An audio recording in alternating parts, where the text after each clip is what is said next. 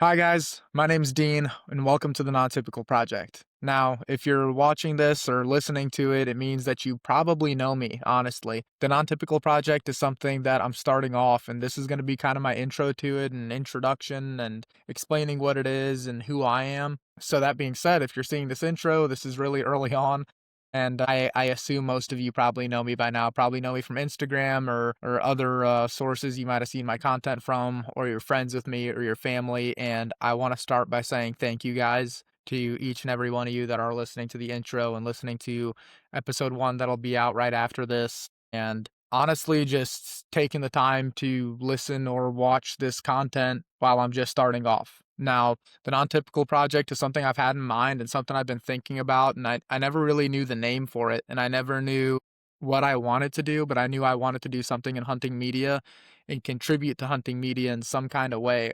I love talking to people. I love talking to hunters when I'm out on public. Really do enjoy when I get to meet some cool people out there.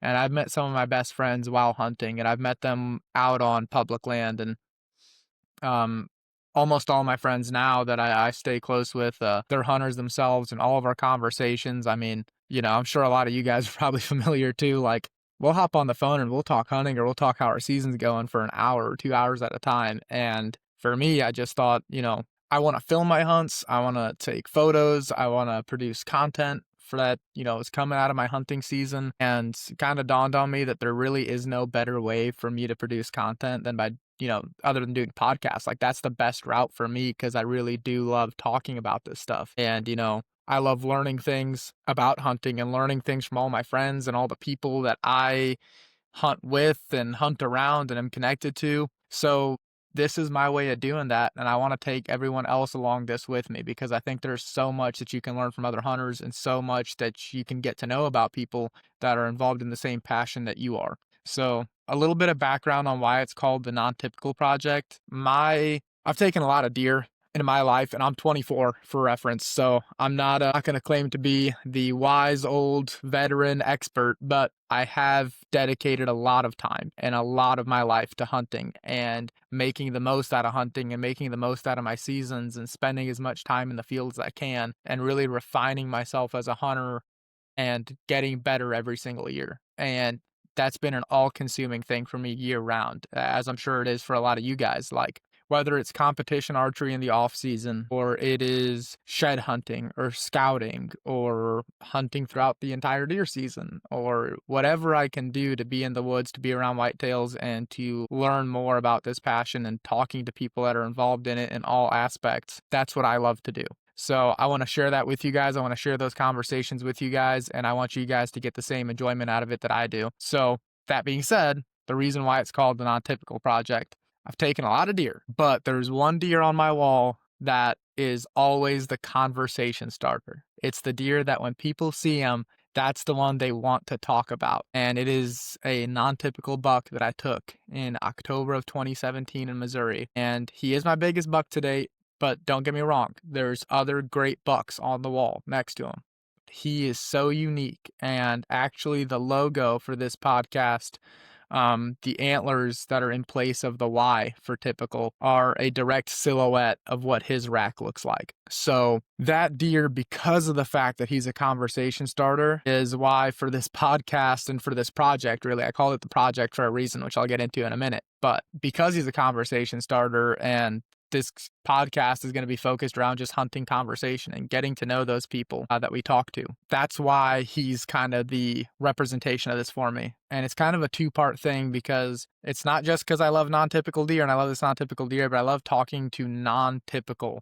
I'm doing air quotes for people just listening. But these quote-unquote non-typical hunters, these non-typical archers, these non-typical people, these are guys that I'm going to have on, that I'm going to talk to, that I see something very unique in, that I see something different in them, or maybe the way they hunt is different, or maybe the way that they approach archery is different. Maybe the way that they do things is just a little bit outside of the norm. And maybe that's why they're so successful. And maybe that's why, I gravitate towards them so much. And a lot of the people that I'm going to have on are my friends. And I think there's something great that, I learn from my friends every time I talk to them about hunting and archery. I try to surround myself with people and I gravitate towards people that I can learn things from, that they are more advanced than me in, one category or another, or maybe all of the categories. My motto and my logo has always been just getting started. And if you guys do follow me on Instagram or something like that, you know that my bio says just getting started. Whether you noticed it or don't notice it, or if you go look now, it's going to say just getting started. And that mentality, I think, is something that I love to carry with me in archery and hunting. Because, yeah, I took my first deer with a bow when I was 8. I took my first deer with a rifle when I was 6, and those are both public land deer. And I've been hunting public land ever since, and I'm 24. But in my eyes, I'm just getting started. I'm 2 years into shooting competition archery in the off season, but in my eyes, I'm just getting started. Regardless of how many years of experience I have in one thing or another, I like to keep that mentality of, hey, you're just getting started. You have so much to learn. And I want to stay a student of hunting. I want to stay a student of the outdoors. I want to stay a student of archery forever. Like, I don't ever want to be that guy that sits there and I'm like, I'm the authority. I'm the expert, guys. Everybody settle down. I'm the expert. Are there things that I feel really passionately about or I got strong opinions about because of my experience? Yeah, totally. And I'm going to express those, oftentimes throughout this. But at the end of the day, I always like to remind myself I'm just getting started. Like, I've always got more to learn. So that's kind of a part of this. The other part of it is I don't want this to be your typical hunting podcast, your typical hunting media source. I don't want it to be well polished all the time. I don't want it to be a tips, tricks, and tactics podcast. I don't want it to be, listen to me and you're going to shoot a 200-inch buck. Dude, I haven't shot a 200-inch buck. Yeah, you think listening to me is going to get you there? It's not. So if you're coming here looking for advice on shooting 200-inch deer, I don't have it. But what I do have is a ton of passion and a ton of love for the outdoors and for whitetails and for bow hunting whitetails and everything that encompasses. The archery side of things, the learning the deer side of things. I love hunting mature bucks. I've gotten to a point in my archery journey where I really love mature deer. That being said, if it's late season, 150-inch 4.5-year-old comes by me, he's getting the business. But I love targeting those 5.5, 6.5-year-old deer. I mean, that's just a different thing. And that really gets me going now. It feels like I'm doing something I'm not good at. Those deer are so smart that they make me feel like a dummy. And I love that. I love that I'm doing, because when you accomplish it, oh my gosh, there's nothing like that. So that's the point that I'm at. But this isn't about tips and tricks. It's not about advice. There's going to be tons of that throughout these episodes, I'm sure, because those are the kinds of questions I ask. I like to know how different people approach stuff. But what I really want to get out of this is those same phone calls I'm having with my buddies that are an hour long and 2 hours long. I want this to be like that for you guys. Like, I want you guys to be there like you're sitting in on this conversation with us, that you're in the room with us, you're a part of the convo. And, maybe sometimes that means I interview some people, even if I know them well, just because I think it might be interesting for me to ask certain questions and get the perspective on it for the benefit of you guys, for the audience, for you guys to be here and be like, wow, I really got to learn a lot.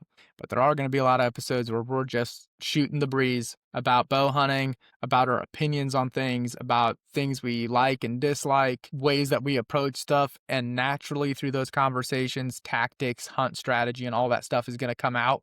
But I never want to force it. Like, I just don't want to force it. I don't want you guys to feel like you're listening to some clinic, because we're not trying to put on a clinic. We're trying to have real, raw conversations, the same ones that you guys have with your friends. And you guys get to kind of tap into that, in this world and be a part of it. In the description of this podcast, I put that I'm your host, but I also want to be like your guide while we hunt down some of these non-typical people I want to talk to. And I really want it to feel like that. I want you to feel like you're on the hunt with us, you're in the room with us, and we're all just kind of a part of this thing together. And that's just the inspiration for the non-typical part of the name. I don't want this to be a cut and dry normal podcast that you get anywhere. I want it to be something that you guys can feel like you can relate to and that you guys can participate in.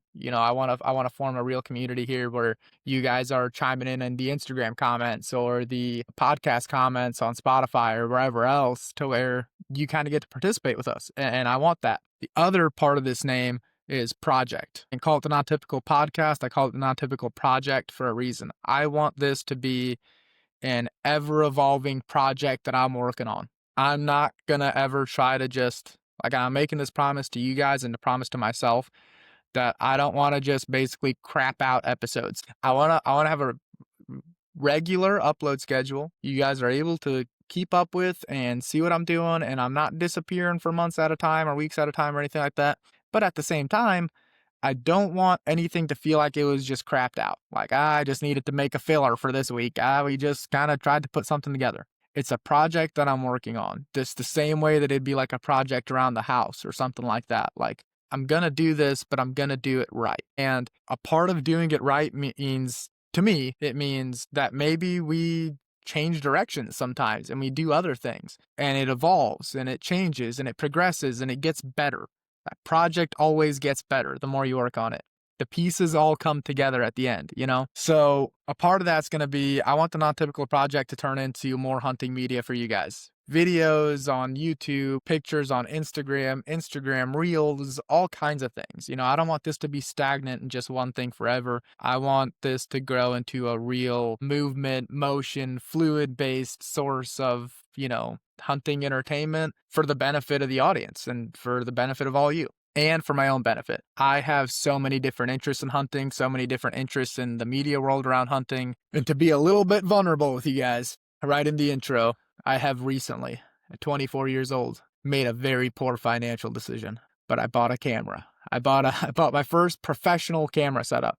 And it's something that I want to use that I truly have good pictures and video and media that I'm proud of and that I'm proud to share with all of you. And it's a very intentional thing because part of the thing that that symbolizes to me is that I'm committed to this and I'm committed to producing the best content that I can. So I'm always open to your guys' voices, what you guys think, your opinions, and how you feel about certain things, to communicate that to me and for me to take it in and say, you know what? Maybe that's a good idea. Maybe this guy that just shot this comment over this DM or whatever, maybe he's got a good idea here. And I want it to be that project that we're all working on together. I want this to be a very community-based thing that we're working on, you know, not just me, but all of us. So that's a little bit about that. Now, here's a little bit about me. Like I said, I'm 24 years old. I took my first deer at age 6. I took him on October 27th of 2007 with a rifle in Missouri. One thing that I remember from that, and maybe it's a false memory, I have no idea, but for some reason it sticks in my head, of having the Savage rifle logo, the old original Savage rifle logo stamped into my shoulder after I shot that rifle. And I dropped that deer and he was a little raghorn 5-point. I took him in northern Missouri on a piece of public land that my dad had been hunting for a long time. He got me into hunting. He put me in the woods early. And then, 2 years later at the age of 8, I took my first deer with a bow, and that was a yearling doe. I missed her 2 times before I ever hit her. But when I did, that was another time when my life changed. So it changed the first time at the first deer, and again when I took my first deer with a bow, and I knew that there was something a little bit different about bow hunting and something a little bit different about that kind of chase and that kind of hunt, and I was addicted right away. And I took that little yearling doe with a little bear apprentice, and I was shooting, I don't even know what arrows, but I remember shooting 2-blade, fixed blade broadhead, and I remember all that stuff vividly. Those little details still stick out to me. I remember we were in a little creek bottom that was just off of a pond, not too far from the road. You know, it was a short walk, an easy walk for me. And I was in a ladder stand that my dad had hung up, and he was sitting in a hang-on right next to me, and we made that happen. And from then on, I knew I loved bow hunting, and I wanted to keep doing it. And probably around high school age would be the last time I took a deer with a rifle. And after that, I decided I want to bow hunt during rifle season. I want to keep using my bow. And yeah, that's what I've been doing ever since. I graduated college. I spent more time in the woods in college than I did probably in class. Mom, if you're listening, I'm sorry, but it's the truth. And that's when I took hunting to kind of the next level in my life, was probably throughout college. I said, yeah, this is something that I need to be doing all the time, all season long, regardless of the cost. It's worth it all. I'm going to go really pursue this. And I've taken some really great deer, and I've been very, very fortunate. This year, I was actually fortunate enough to take my biggest public land buck to date. I've taken a bigger buck or two on permission properties. I've never had private land to hunt that was my own or anything like that, or family owned, or no big farms. All the private land that I've gotten to hunt has been small permission pieces here and there that I've collected throughout the years, and taken a few bigger bucks on there. But the buck that I took this year on September 28th, he was my biggest public land buck to date. So extremely proud of that accomplishment. He was, for those people that are interested in that kind of thing, he went 158 and 5/8. So I was tickled pink. I mean, I scouted him. I set goals for myself early in the season, in the summertime, actually before season. I set goals for myself on my scouting and what I wanted to do, and he was one of the bucks I had patterned, and I felt like I had him figured out.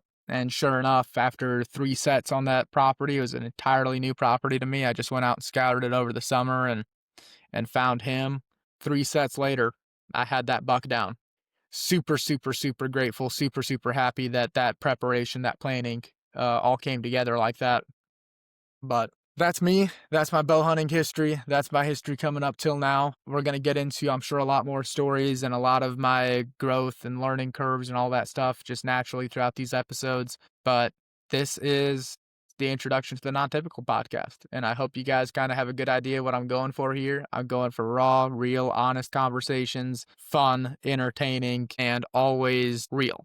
I want it to be real. I don't want to polish anything. I don't want to sugarcoat anything. I want everything to just be as blatant and out there as it would be if you were talking with your buddies. And I hope you guys get to feel like you're just talking with your buddies here while we do this. So thank you guys if you've made it this far and you've listened to this intro. I appreciate your time. I appreciate all you guys for taking the time to listen to this introduction and listen to where we're starting, because I might look back on this clip in 5 years and say, wow, that guy's a cornball. And I probably am. But this is step one.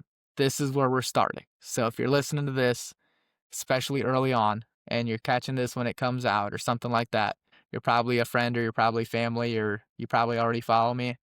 And I really do thank you guys for giving this a chance and trying to listen and see where this is all going to go, because I don't plan on stopping anytime soon. This is something I want to keep doing. So let's just see where it takes us and see what the project turns into. So thank you guys for listening to the intro to the Non-Typical project. And the next thing you'll be hearing from me is episode 1. See you guys.